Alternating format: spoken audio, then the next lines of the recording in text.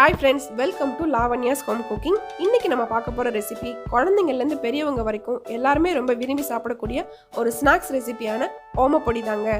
இந்த ஓமப்பொடியை ஒரு 10 நிமிஷத்துல வீட்ல எவ்வளவு சுலபமா பண்ணலாம் அப்படிங்கறதாங்க இன்னைக்கு வீடியோல நம்ம பார்க்க போறோம். வாங்க வீடியோக்குள்ள போலாம். தேவையான பொருட்கள்: 1 கப் கடலை மாவு, 1/4 கப் அரிசி மாவு, பெருங்காயத்தூள், மஞ்சள் தூள், உப்பு, ஓமம். வாங்க இந்த டிஷ்ஷை எப்படி ப்ரிப்பேர் பண்ணுறதுன்னு பார்க்கலாம். முதல்ல 1 டேபிள் ஸ்பூன் ஓமம் எடுத்து கொஞ்சமாக தண்ணி சேர்த்து அதை நல்லா கலந்து விட்டு ஒரு 10 நிமிஷம் ஊற விட்டுடலாம். இப்போ நம்ம எடுத்து வச்சிருக்க 1 கப்பு கடலை மாவு, 1/4 கப்பு அரிசி மாவு,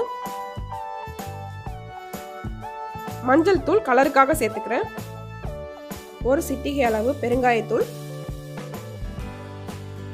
தேவையான அளவு உப்பு.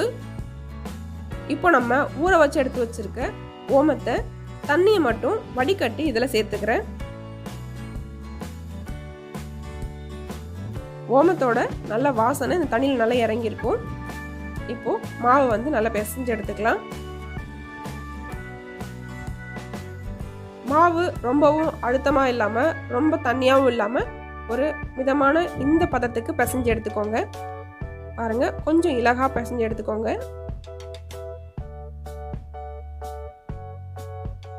இப்போ தேவையான அளவு எண்ணெய் சேர்த்துக்கலாம்.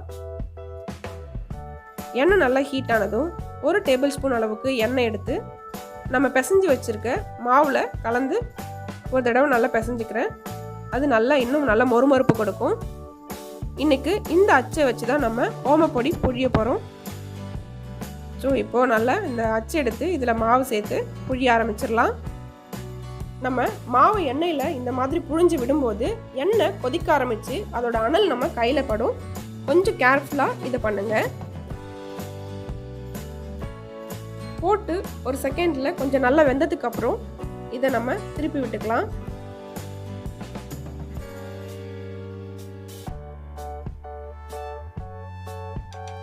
அடுப்பை மீடியம் ஃப்ளேமில் வச்சுக்கோங்க.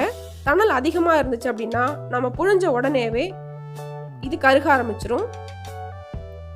மீடியமான ஃப்ளேமில் இருக்கும்போது தான் நமக்கு 2 சைடுமே நல்லா மொறுமொறுன்னு வெந்து வரும்.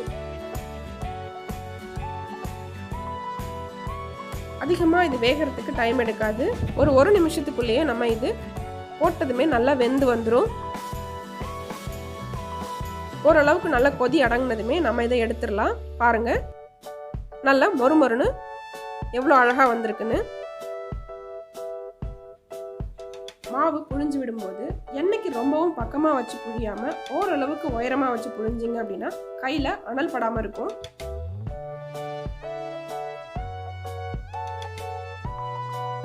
மாவு நம்ம புழிஞ்சதும் எண்ணெய் நல்ல ஓரளவு கொதிக்க ஆரம்பிக்கும். அது வெந்ததும் அந்த கொதி கொஞ்சம் கொஞ்சமாக அடங்கும். எண்ணெயில் போட்ட உடனே நம்ம இதை திருப்பிடக்கூடாது, இது உடைய ஆரம்பிச்சிரும். ஓரளவுக்கு நல்லா கொஞ்சம் வெந்ததுக்கு அப்புறமா தான் இதை நம்ம திருப்பி போடணும். அப்போ தான் நமக்கு அந்த ஷேப்பில் நல்லா திருப்புறதுக்கு வாகா வரும். பாருங்கள், இந்த மாதிரி நல்லா திருப்பி போட்டு நல்லா ஒரு நிமிஷம் வேக விட்டாலே போதும். இந்த மாதிரி நல்ல எண்ணெயில் கொதி அடங்கினதுக்கு அப்புறமா நாம் இதை எடுத்துடலாம். கடைசியாக 1 கைப்பிடி அளவு கருவேப்பிலை அடுப்பை ஆஃப் பண்ணிவிட்டு இந்த மாதிரி நல்லா பொரிச்சு எடுத்துக்கோங்க. கருவேப்பிலை போடும்போது எண்ணெய் தெறிக்க ஆரம்பிக்கும், பார்த்து பண்ணுங்க. இப்போ நம்ம பொரிச்சு வச்சிருக்க ஓமப்பொடியை கைகளால் இந்த மாதிரி நொறுக்கி விட்டுக்கோங்க. பாருங்க எந்த அளவுக்கு நல்லா மொறுமொறுன்னு இருக்கு. நம்ம கைகளால் லைட்டாக நொறுக்கும் போதே இது நல்லா உடைஞ்சிரும். அந்த அளவுக்கு இது நல்லா மொறுமொறுன்னு ரொம்பவே சூப்பராக இருக்கும். இப்போ நம்ம பொரிச்சு வச்சிருக்க கருவேப்பிலையை இது மேலே நல்லா தூவி விட்டுக்கோங்க. கருவேப்பிலை கூட சேர்த்து சாப்பிடும்போது இது இன்னும் நல்லா மொறுமொறுன்னு ரொம்பவே டேஸ்ட்டாக இருக்கும் சாப்பிட்றதுக்கு. கருவேப்பிலை சேர்த்து ஒரு தடவை இது நல்லா இந்த மாதிரி குலுக்கி விட்டுக்கோங்க. அவ்வளோதாங்க, நம்மளோட சூப்பரான ஓமப்பொடி ரெடி ஆயிடுச்சு. இந்த டிஷ்ஷை கண்டிப்பாக நீங்களும் ட்ரை பண்ணி பாருங்கள். இந்த வீடியோ உங்களுக்கு பிடிச்சிருந்துச்சுன்னா லைக் பண்ணுங்கள், ஷேர் பண்ணுங்கள். உங்களுடைய வேல்யூபிளான ஃபீட்பேக்கை கமெண்ட் செக்ஷனில் போஸ்ட் பண்ணுங்கள். நீங்கள் ஃபர்ஸ்ட் டைம் நம்ம வீடியோ பார்க்குறவங்களா இருந்தீங்க அப்படின்னா மறக்காமல் நம்ம சேனலை சப்ஸ்கிரைப் பண்ணிவிட்டு பக்கத்தில் இருக்கிற பெல் பட்டனை ப்ரெஸ் பண்ணிக்கோங்க. அப்போ தாங்க நான் போடுற அடுத்தடுத்த வீடியோட நோட்டிஃபிகேஷன் உங்களுக்கு ரிசீவ் ஆகும்.